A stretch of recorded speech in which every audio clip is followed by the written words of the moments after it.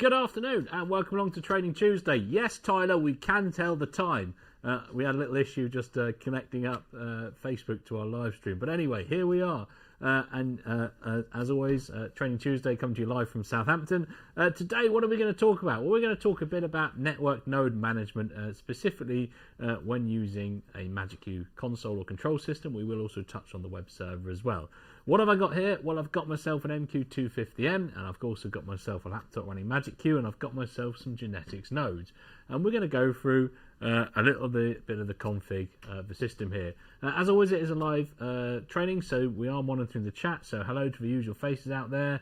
Mario, Lawrence, good to have you with us on Facebook. My screen's just disappeared as I call out to you. Here we are, it's back again. Here we go. And good to have the usual faces on YouTube as well. Tyler, looks like you're there as well. And Steve, good to have you as well. And yes, we did change plans in the topic today, partly due to Brett was meant to be doing this session and he is on his way in the air to USITT show now. So there we go. You'll have Brett next week and a break from me. Comment there already from someone saying, well, RDM is nothing new, but let's see how this goes. Well, you're absolutely right. RDM is nothing new. This session isn't showing you anything new of RDM. We're talking about network node management, but I do have a new feature just show you at the end, specifically regarding network switches on console. So do stick around for the end of the session. A little bit of a spoiler to an upcoming feature coming soon in MagicQ. Cool. Okay. Right. If I jump to my PC here, well, what have I got here? Well, I've got myself MagicQ on PC here. As I said, in the room, I've got myself two genetics nodes. I've got a GN10 and a GN5 node in the room connected to a GS8, just our simple unmanaged switch. I've already gone through and set a static IP on my laptop. So if I come here to my network tab, double click, you can see my network adapter is 10.0.0.25. I have also got myself connected to the office Wi-Fi, which is that 192 adapter you see there. So I'm going to go and grab my 10.0.0.25 network address here. And I'm going to make sure that I've enabled remote control and remote access. And I'm going to jump across to my Net Manager window. In Net Manager, you can do all of your node config.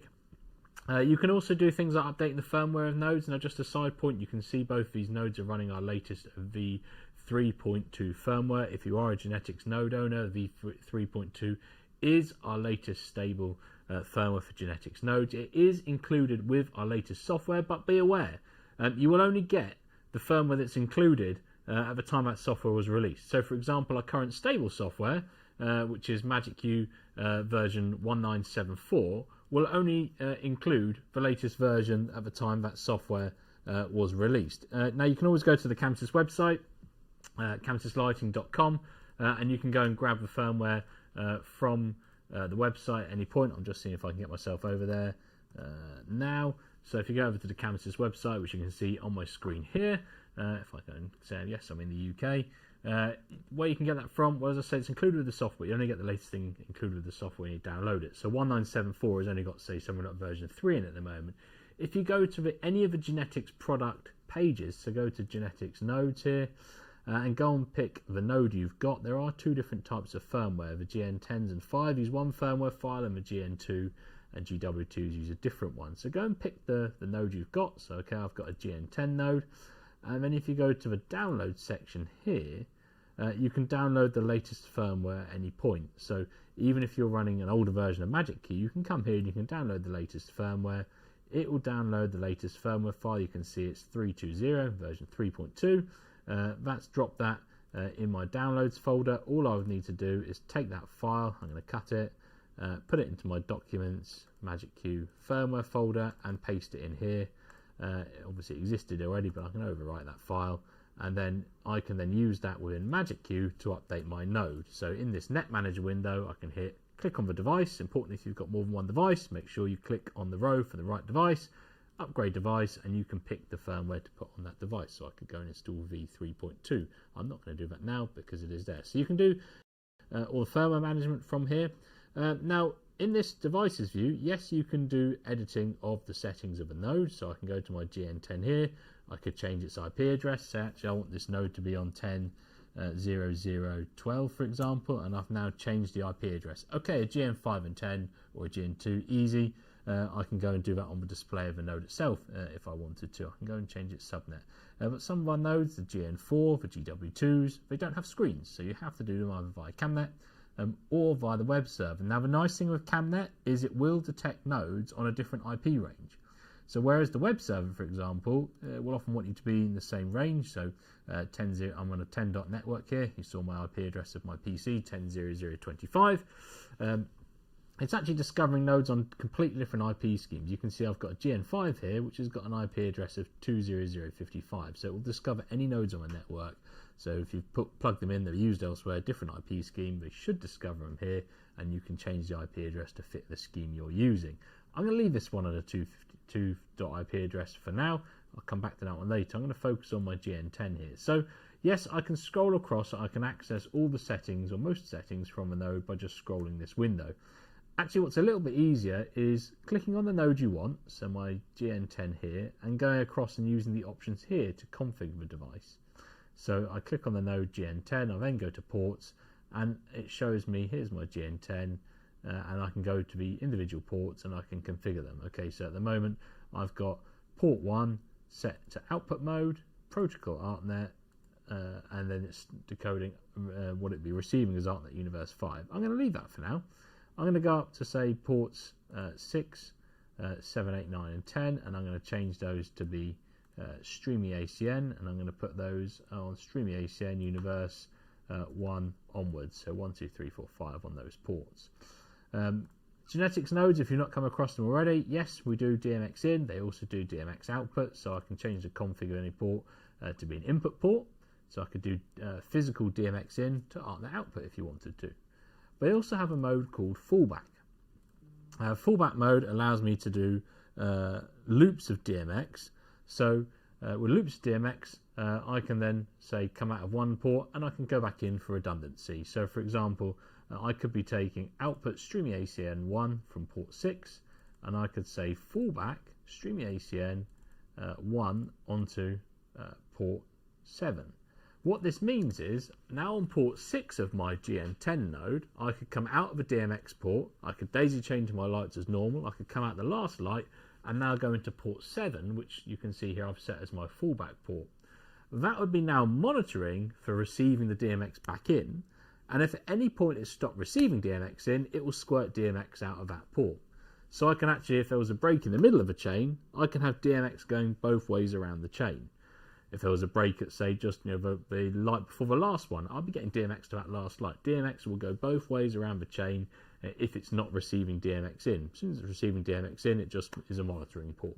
So we do DMX loopback, and that does work between nodes. So I could actually go, well, actually, I'm going to have this as an output port on this node, and I could set on my GN5 here, I could say have port 5 to be a fallback port on Streamy ACN on the right universe number, and away I go. I can fall back between nodes. So something like our GW2 nodes, GW2 iron over, little 2-port wall mount or truss mount nodes. They go in a nice little wall box or something. So when I say truss mount, they can go in an internally wired bar type thing in a back box on the bar. You can have one at each end, and you could just run your DMX between the two. Redundancy there. So yes, we do more than just DMX in and out. We do fallback, redundancy. We also do merging. One of the things I quite like about merging on the nodes is, yes, we do the standard HTTP LTP merging, but we also have a highest or lowest IP merge. Really, merging is the wrong name for it when you're calling it highest or lowest IP. It's priority at this point, and it's basically saying the priority to the input or the output is based on the highest or lowest IP address.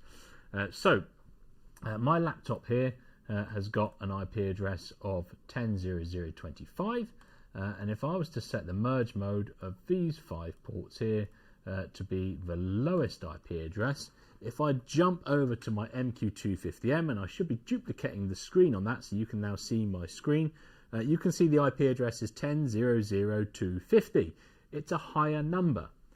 So what I've set is I've now set the node, its priority is the lowest number. So 25, that's the thing that's going to be outputting. Okay, Streamy ACN, I could use ACN priorities if I want. But let's say I'm using ARPANET, which I am here. I could set that now to highest IP mode, and now the device or the console with the highest IP address, the node will prioritize that.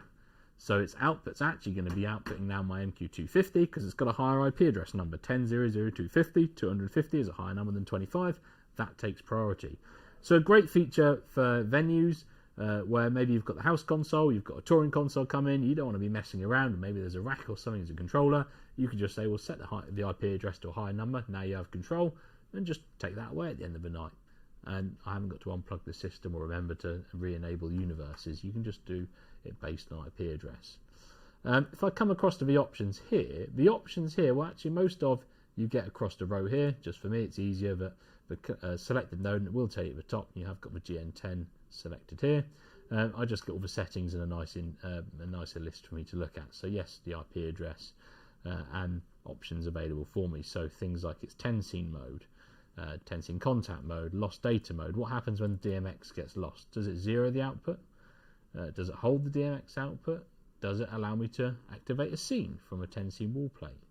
The Genetics GM5 and 10 have this 10-scene port, so they have a remote trigger, so I can do a function. When open and closed, contact goes open, does it turn a scene on? Does it have high priority over the data? So you can see scene active while open or closed, scene persistent on open or closed. Well, they're two different things. Persistent can have a higher priority over the data, so you maybe want to do an emergency override. Well, you can do that using a contact trigger, or you could enable and disable the 10-scene panel with a contact trigger as well, should you want. Yes, so I mentioned about RDM. Yes, RDM, nothing new to show there, I'm afraid. But yes, we support RDM. One thing that is nice, if you're installing a node or installing the node with a fixed rig, you may want to consider putting RDM mode in read-only mode. This allows a touring console to come in and they can discover all the devices. I don't have anything connected, but they could say, for example, go to your view RDM window here. So you go view RDM, you could do a discover all. They can discover the devices, but they cannot mess around with them. They can't change the DMX addresses or the modes of the lights. They can only read the rig. They can't screw it up, which might be useful if you've got a fixed rig hanging in the air. Well, you put the nodes all in read-only mode, and now they can no longer change the DMX settings.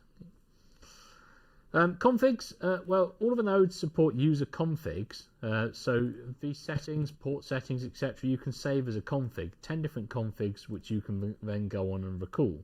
So right now I could say, okay, config 1, save config 1 and done, and I could save myself a config, and then I could go and change some settings. I could change, say, the DMX ports, etc. I could go in and say, okay, config 2, save, done, and I can save that as a config. So I can load config configurations. So it might hold the DMX port settings, the IP addresses, etc. Can be held with configs. Now, Genetics nodes also, GM5 and 10, support timecode in and out, MIDI timecode or LTC. So the settings here, timecode in, this is saying when it's receiving timecode in, how is it spitting it out? Is it sending it via ArtNet timecode or CAMNet? If it's sending it via ART timecode, can talk to any devices that can receive ArtNet timecode, not exclusive to MagicQ. And then timecode out is how is it spitting timecode out. So you could be sending it LTC time, so you could be sending it ART timecode from MagicQ, and you could say, well, send it out via LTC MIDI or both. It can do both at the same time. Scenes. Scenes is always a good one. So all Genetics nodes you can store 10 static scenes on, so I could make some queues like so in playbacks. Okay, they're just dummy empty queues, but I could take those and I could send those from playback 10 onto my node, and it's now pinging those over and sending those as scenes. They're only static data, so if you have affecting queues, they'll be converted to just single static queues, and they'll now get sent over to that node and available for it to then use. How can they use a scene? Well, you can plug in a 10-scene wall plate and you can take the console away and you can trigger those scenes. You can have it fall back to a scene. You can have it so when the console's taken away, it turns on a scene, etc. So all of that possible with the Genetics node. Now, I did say I wanted to potentially talk to you about a new feature. So if I jump over onto my MQ250 here. So the MQ250, well, you can't see it because you can only see my main screen here. But if I jump to my view system status window here, you can see my software version highlighted there, the fourth box down there. I'm running 1983. We are actually in the process of testing a 1982 release for you at the moment, so watch this space. It's under testing. We're hoping to get a new MagicQ beta out over the next couple of weeks, and one thing that we are including in that version is the ability for you to individually control the network ports on the back of your console. This will be coming to all of the current MagicQ consoles. It will be coming to the MQ70, the MQ250, the MQ500M and the MQ500M Plus. It won't be coming, I'm afraid, to the legacy consoles, so consoles like the MQ80, or if you've got an old MQ100 out. Well, we don't do software updates for MQ100s anymore. But all the current consoles, 70, 250, 500M and 500M Plus, you will get this functionality. This means that you'll be able to individually, should you want to, set the settings for the 4 network ports, or 3 if you're on an MQ70 on those consoles. So if I jump over to my Net Manager window, in Net Manager, of course, here you can see I've got my genetics devices. I'm in the CamNet view up on the top left here. You'll see there's a new tab that we'll be adding in 1982 called View Net Ports. And under View Net Ports, I can now individually control the network settings for each port of my console. Now, this is an MQ250. You can see here I've got 6 options. So I've got the 4 ports on the switch on the back. We support a USB network, my control net, and the 6th being my Wi-Fi network on the console. Now, some of these options are mirrored. So port 1 is mirrored from the main settings here. So if I was to go to View Settings, Network, and I set port 1 to 10.0.0, let's say 251, for example, and set that, you'll notice if I go back to Net Manager, that's updated here. So port 1 is always set from main. Now, if you do not set anything for port 2, 3, and 4, or you just set an IP address here, all 4 ports will continue to operate exactly as they have always done. Nothing will change. So you don't have to use this, okay?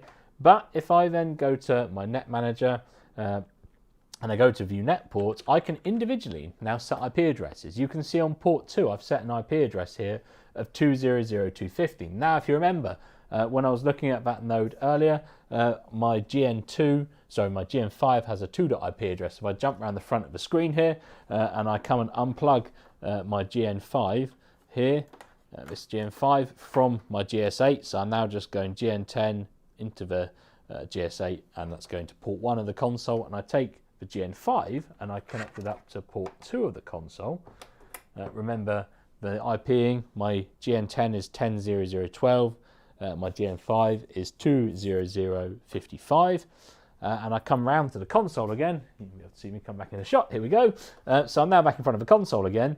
You can see, and you probably can make out the blue LEDs on the ports in the camera, hopefully, but if not, you can see on my screen here, I've got port 2 set to 200.250 on a subnet 255.0.0.0. So I've got 2 different IP addresses across those 2 ports. I have one as 10 dot, one as 2 dot. Typical thing that might happen to you. Maybe your floor package is all on 10 dot, you turn up at the venue and they say, well, the house rig's on 2 dot. I don't want to readdress all my nodes. I want to keep them all on the same IP address, so I can now have 2 different IPs from the console. I can have 4 if I wanted to, but I can have 2 different IPs from the console, and I can choose the universes that come out of them. You can see port 1 is saying all other zones. Well, you can use universe zones, so I've set port 2 to use zone 2 to dictate which universes come out of each port. So if I go to my DMXIO window, you can see I've set 5 universes here to universe zone 2. All the others are on 1, so they'll be going out of port 1.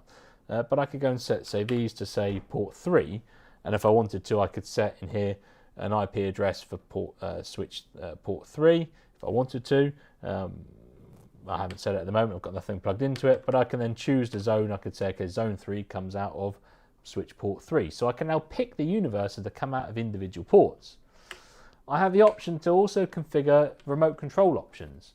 So maybe I'm adding port 4 or something to my building network. Okay, I'm not going to send any lighting data, so I'm going to say, well, no zones come out of that port, or maybe I'm going to say, okay, well, it's zone 10 out of that port or something, if I'd enabled it. So zone 10 has no universes on it because I haven't put anything into zone 10, so no lighting data goes out of it. And I can choose to say, okay, well, what control does it have? Does it have CamNet, which is used for maybe CamNet? We use it for configuring nodes. We use it for sending things like CamNet timecode. I can enable, disable that. I can choose, does it have UDP messages? Does it have tensing? Does it have remote control, remote access, trackers, DJ, OSC, media, thumbnails, viz, and system settings? Can they all be accessed over the network? So you could lock down and say, actually, on this port, So on the building network, allow remote control only, but don't allow the third-party protocols. Don't allow someone to fire OSC messages or UDP messages down that port. So yes, this is coming to 1982. There's a little spoiler for you. You'll be able to individually configure the network port settings on consoles. As I say, it's going to come to the MQ70, 250, 500M and 500M Plus. So watch this space. Our testing team are busy getting that ready for a beta release at the moment, and we'd love your feedback on it once it's out there. So there you go. Bit of node management from the console, and a little spoiler for you on new feature coming in 1982. Brett will be back next week with Training Tuesday once she's back with US ITT, so normal service will resume. Looking in the chat, I don't think there's been many questions. Lots of you excited to see this NetPorts feature coming. So yes, that'd be a great thing coming out, and you guys have been pretty quiet on Facebook today. So thanks